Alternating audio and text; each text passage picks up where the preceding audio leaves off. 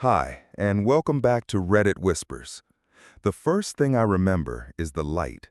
Not a warm, welcoming light, but a harsh, sterile, fluorescent glare that seemed to hum with a quiet indifference. It hurt my eyes. Everything hurt. There was a rhythmic beeping somewhere to my left, a sound that would become the soundtrack to the end of my world. My body felt like a badly broken marionette, with strings cut and tangled, the dull, thrumming ache radiating from everywhere at once. I tried to speak, to ask the question that was a fuzzy, unformed thought in my mind, but all that came out was a dry, rasping sound, the croak of a stranger. A face swam into view above me, a nurse with kind but weary eyes. She told me I'd been in an accident, a bad one. A truck had run a red light. She said I was very lucky to be alive. Lucky? That word seemed like a cruel joke in the days that followed. I drifted in and out of a morphine haze, reality coming in fractured, painful shards. I learned that I had been in a coma for 3 weeks. 3 weeks of my life just gone, erased. In my clearer moments, my first thought, my only thought, was for my wife, Sarah. My second was for my best friend, Mark. I'd ask for them constantly, my voice growing stronger but still raspy from the intubation tube I vaguely remembered them removing. The nurses were always gentle, always evasive. They would tell me Sarah had been there earlier, that Mark had called. They told me I needed to rest, to focus on healing. I believed them. Why wouldn't I? Sarah was my rock, the vibrant, laughing center of my universe. We had spent 10 years building a life together. We had just bought our first house, a small bungalow with a big backyard we were going to fix up. Our initials, S and J, were carved into the wet cement of the new patio we had poured just a month before the accident. Mark was the brother I never had. We'd known each other since kindergarten. He was the best man at our wedding, the one who helped me move every piece of furniture into that house, the one who was supposed to be the godfather to the children we planned to have. The idea of facing this recovery without them was impossible. They were my world. As the days turned into a week, then 2, their absence became a tangible thing, a cold spot in the warm, sterile room. The nurses' excuses started to wear thin. My parents, who lived a state away, were there as much as they could be, their faces etched with a worry that seemed deeper than just my physical injuries. When I asked them where Sarah was, they would exchange a pained look and change the subject. A knot of dread began to tighten in my gut. I started to imagine terrible things. Maybe she was hurt in the accident too, and they were trying to protect me. Maybe Mark was struggling to handle everything on his own. My mind created a dozen tragic scenarios, but none of them, not even the most horrific, came close to the truth. The truth was delivered by a woman named Mrs. Gable, a hospital social worker with a gentle demeanor and the coldest eyes I had ever seen. She came into my room one afternoon, closing the door softly behind her. My father was there, and he stood up, looking like a man about to face a firing squad. Mrs. Gable sat down and explained that since I had been incapacitated, my wife, as my next of kin with power of attorney, had been in charge of our affairs. She spoke in a calm, measured tone, the kind of voice one uses to explain that a beloved pet has been put to sleep. She told me that Sarah had informed the hospital she was making arrangements to move me to a long-term care facility closer to her family. Then she paused, taking a breath. That was the moment I knew my life was over. The hospital, she continued, had been trying to reach her for the past week to finalize the transfer. They couldn't. The contact numbers she had left were disconnected. Mrs. Gable then informed me in that same placid voice that a collections agent had called the hospital regarding the sale of our house. The sale had closed 10 days ago. All the proceeds had been wired to a new bank account. An account that only had one name on it, Sarah's. My father started to say something, but I didn't hear him. A roaring sound filled my ears, louder than the beeping of the heart monitor. The house was gone. Our house. the place where our future was supposed to grow. Mrs. Gable wasn't finished. She went on to say that the hospital's financial department had discovered our joint savings account, the one with our entire life savings, had been emptied the same day. And then, the final, brutal blow. She told me that the real estate agent who handled the sale mentioned that my wife's associate, a Mr. Mark Renshaw, had been very helpful in expediting the paperwork. Mark. The name hung in the air, an impossible, venomous thing. My best friend, my brother. He hadn't just known, he had helped. I looked at my hands, lying uselessly on the starchy white blanket. I remembered Mark's hands, gripping mine as he gave his best man speech, telling everyone that he knew Sarah was the one for me, that our love was the real deal. It was all a lie. The whole thing, my whole life, a carefully constructed lie.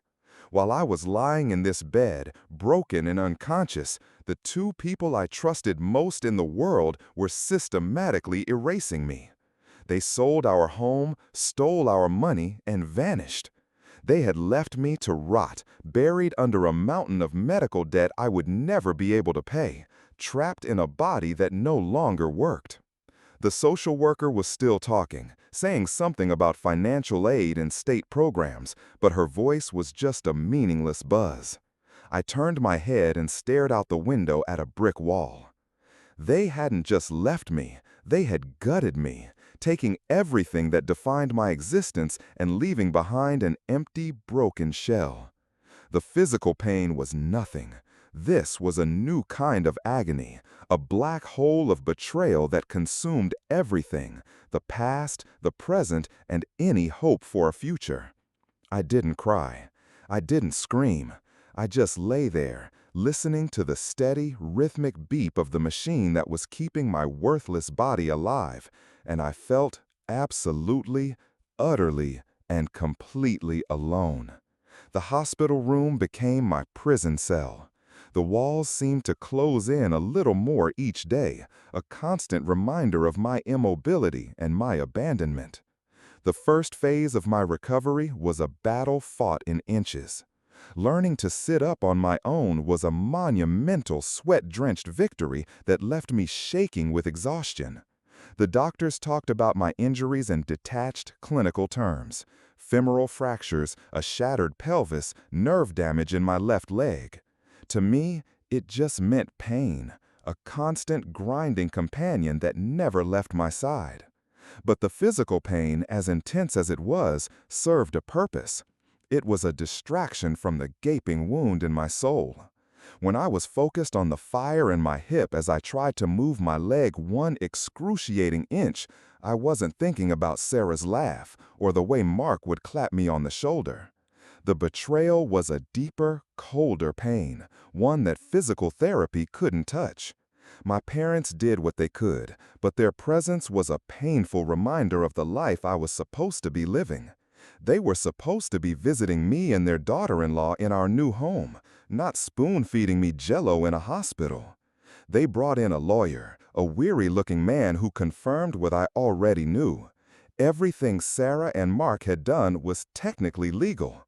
Power of attorney was a powerful weapon in the hands of the merciless. He talked about filing charges, about trying to track them down, but the trail was cold. They had planned their escape with chilling precision. They were ghosts, and I was the one left to be haunted. It was during the second month, when they moved me to the hospital's rehabilitation wing, that I met Maya.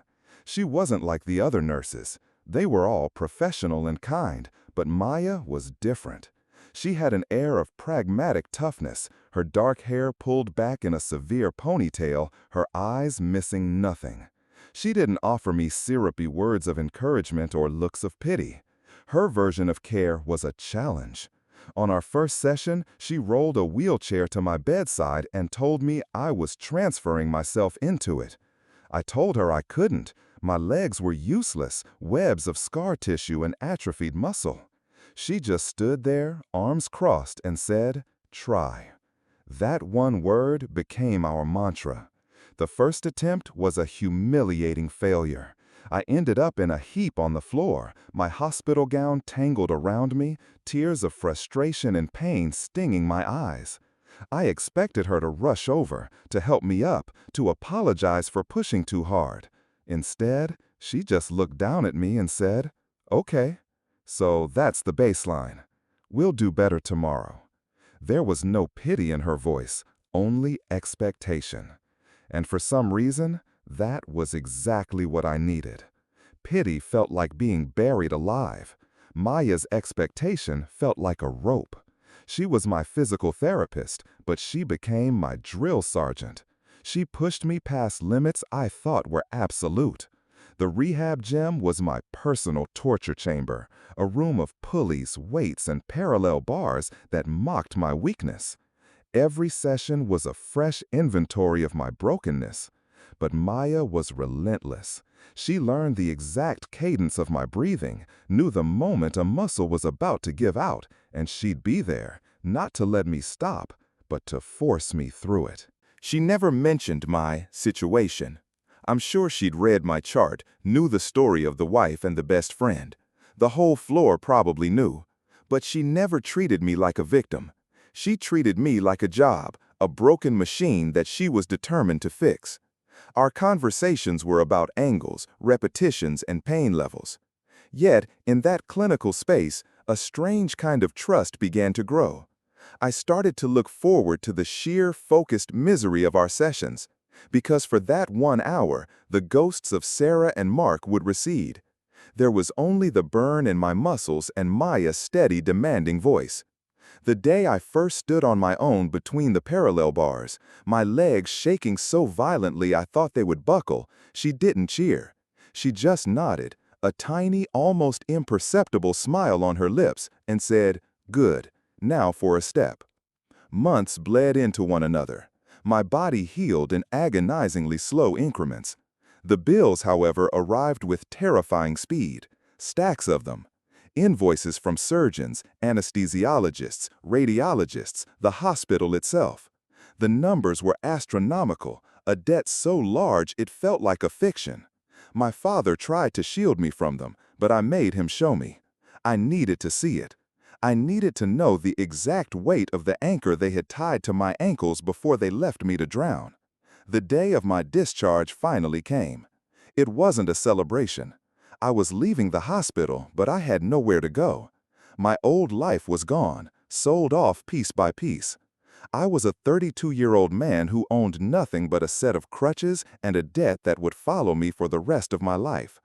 The hospital had arranged a place for me in what they called a transitional living facility, which was a polite term for a run-down apartment building for people who had hit rock bottom. My father drove me there in silence. The apartment was on the ground floor, a small, grim box with stained carpets and a window that looked out onto a brick wall. It smelled of stale cigarettes and despair. As my father helped me inside, I felt a wave of humiliation so profound it almost buckled my newly repaired legs. This was my life now. This box, this debt, this broken body. That first night alone was the longest of my life. The phantom pains in my legs were a dull roar, but the silence was worse. The silence was filled with them. I could hear Sarah's laugh in the drip of the faucet. I could see Mark's grin in the shadows in the corner. I sat on the edge of the lumpy, unfamiliar mattress, my crutches leaning against the wall, and I finally broke. The tears came, hot and silent, for the man I used to be, for the house with the initials in the patio, for the future that had been stolen and sold for cash. The next morning there was a knock on the door. I expected it to be a social worker or my father. I opened it to find Maya holding a grocery bag. She wasn't in her scrubs. She was in jeans and a simple t-shirt. She looked smaller, more human outside the confines of the hospital. She just looked at me, at the bare room, at my red-rimmed eyes, and walked past me, putting the bag on the rickety kitchen counter. "You look like you could use a decent breakfast," she said, pulling out a carton of eggs and a loaf of bread. She didn't say anything else. She just made me scrambled eggs on the grimy stove, and we ate in silence. It was the kindest thing anyone had ever done for me. In that moment, sitting in that soulless room, her simple, unspoken act of solidarity was the first new brick laid on a foundation that had been dynamited. The road back was going to be long and ugly, but for the first time, it didn't feel completely impossible. I wasn't entirely alone. The following year was a study in monotony and grit. My life was governed by two things: the rigid schedule of my physical therapy and the ever-growing pile of bills on my kitchen table. Every morning began with a painful series of stretches on the floor of my grim apartment, forcing my reluctant muscles and nerves to remember their purpose. 3 times a week, I would take the bus to an outpatient clinic for sessions that felt like a lesser version of Maya's focused torture. I was making progress, graduating from crutches to a single cane, but each new milestone was a reminder of how far I still had to go. I had to find work. My old job as a financial analyst was a ghost from another life, requiring a sharpness of mind I no longer possessed and a physical presence I couldn't manage. I needed something simple, something I could do while sitting, something that wouldn't judge the 10-month gap on my resume. I found it in the classifieds, a night security guard for a downtown office building. The interview was a formality. I was breathing and had a clean record. The job was as soulless as my apartment. From 11 p.m. to 7 a.m., I sat at a desk in a silent, empty lobby, watching a bank of grainy monitors. The silence was my enemy. In the dead of night, with only the hum of the HVAC system for company, the memories would come for me. I would replay my entire life with Sarah and Mark, searching for clues I had missed. Was her smile a little too bright when Mark was around? Did his jokes have a hidden edge I'd been too trusting to notice? I would torture myself with the what-ifs, my mind a looping reel of betrayal. The job paid just enough to cover my rent, my bus pass, and the minimum payments on a debt consolidation plan a credit counselor had helped me set up. My life became a cycle of work, sleep, and rehab. I was a ghost haunting the edges of the world, my only human interaction the brief nod to the cleaning crew or the therapist who measured the improving flexion in my knee. Maya was the exception. She had become my only friend.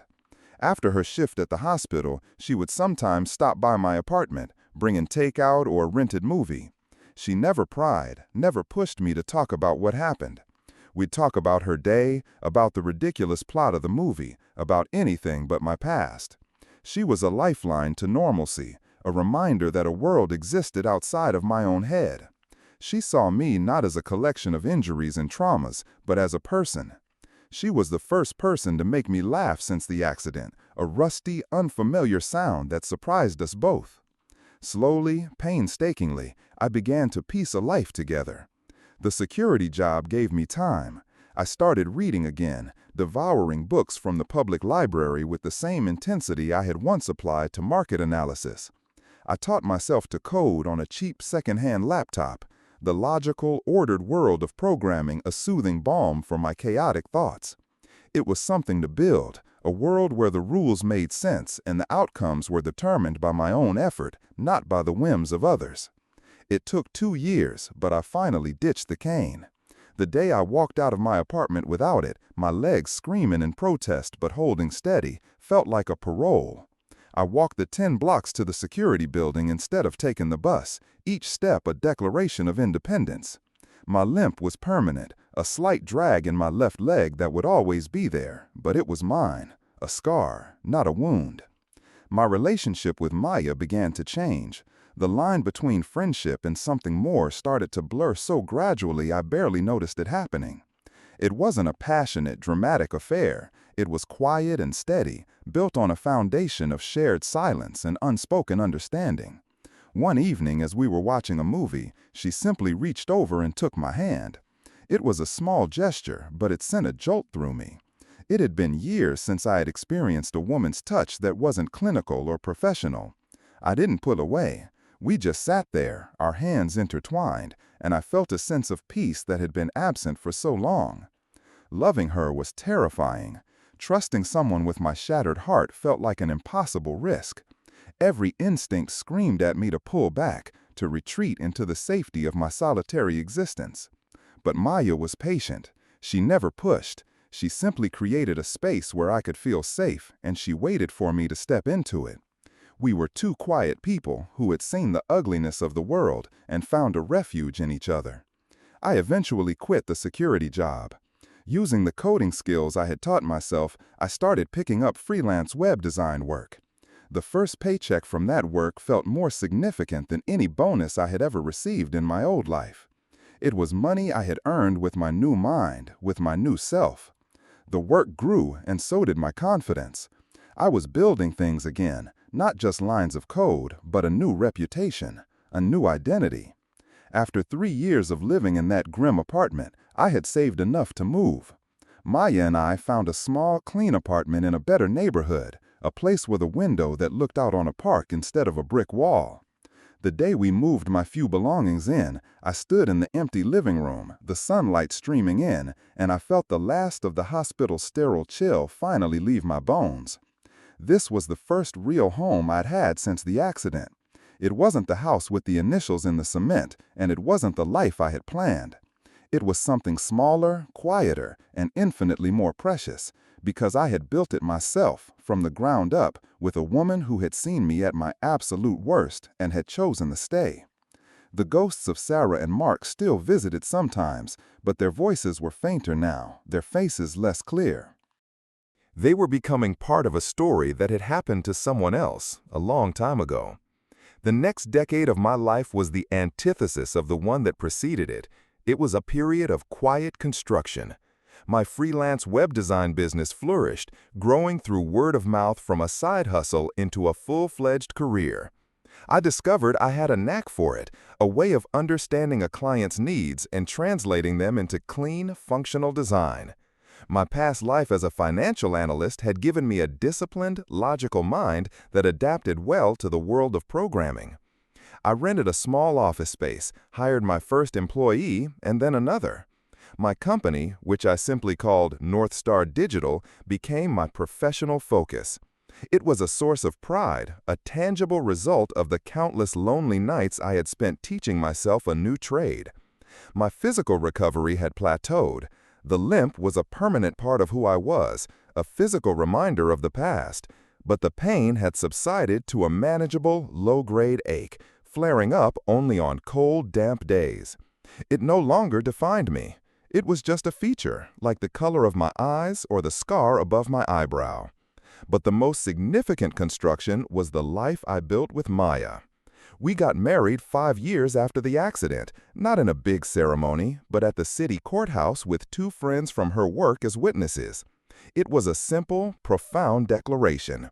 Our vows were unspoken promises we had already been keeping for years. We bought a small house, much like the one I had lost, but this one felt different. This one wasn't built on a foundation of lies and future betrayals. Every nail we hammered, every wall we painted was an act of creation, a shared project that made it irrevocably ours. We never carved our initials in the cement. We didn't need to. Our bond wasn't in symbols. It was in the daily routines, the shared glances, the comfortable silences. Our son, Daniel, was born 2 years later. Holding him for the first time was a transformative experience. It was as if his tiny, grasping hand had reached into my chest and healed the last, deepest parts of the wound that Sarah and Mark had left behind. He was a future I never thought I would have. He was a reason to look forward, not back. My life was full. It was a life of scraped knees, bedtime stories, client deadlines, and quiet evenings with my wife after our son was asleep. It was wonderfully, beautifully ordinary. The immense debt from the accident, which had once seemed like a life sentence, was finally gone. The day I made the final payment, I felt a lightness I hadn't experienced in over a decade. I had done it. I had survived, and I had overcome. The memories of Sarah and Mark had faded into a dull, gray backdrop.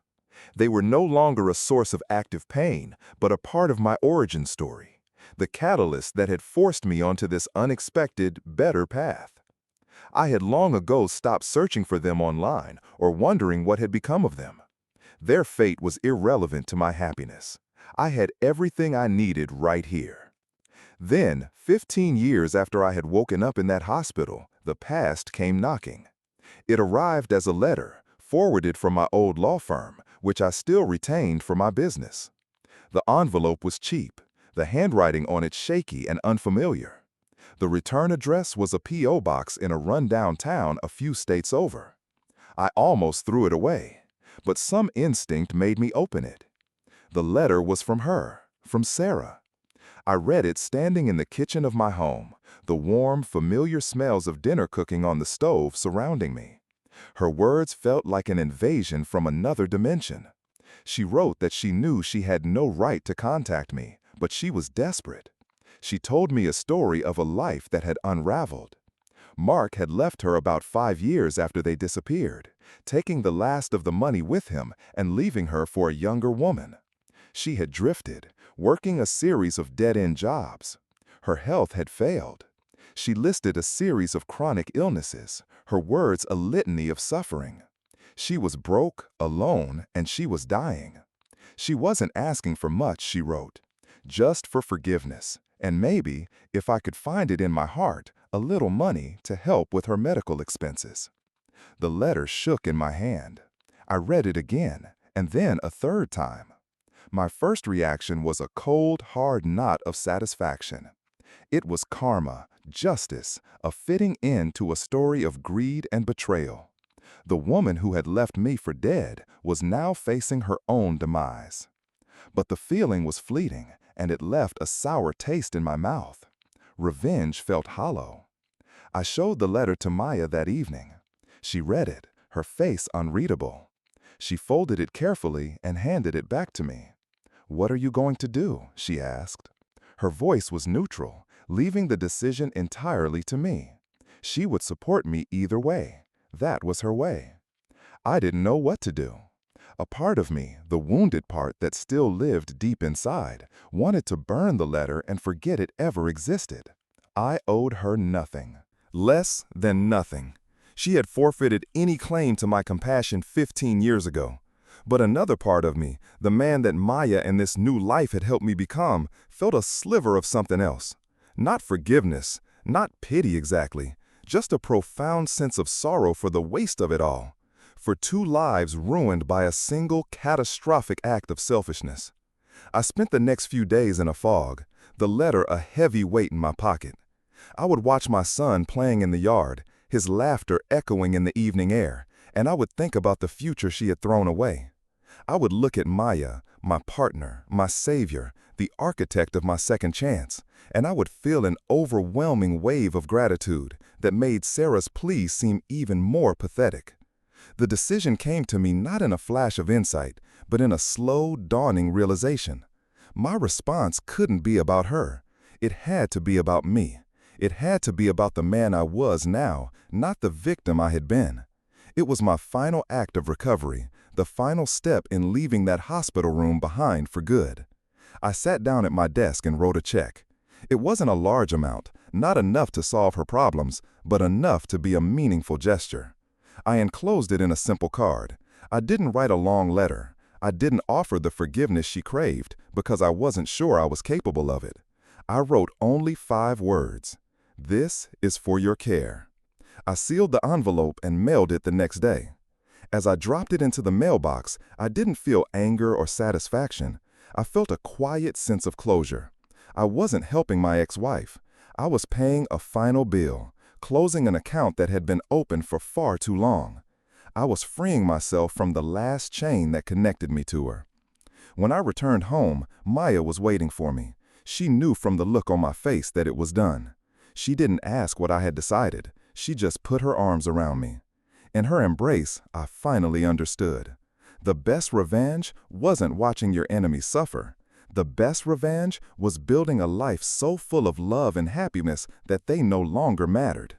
My ghosts were finally laid to rest. I was home. Thank you for tuning in to Reddit Whispers. We've all faced moments when everything felt broken. What was your turning point? Leave it in the comments, because your experience might be exactly what someone else needs to hear right now.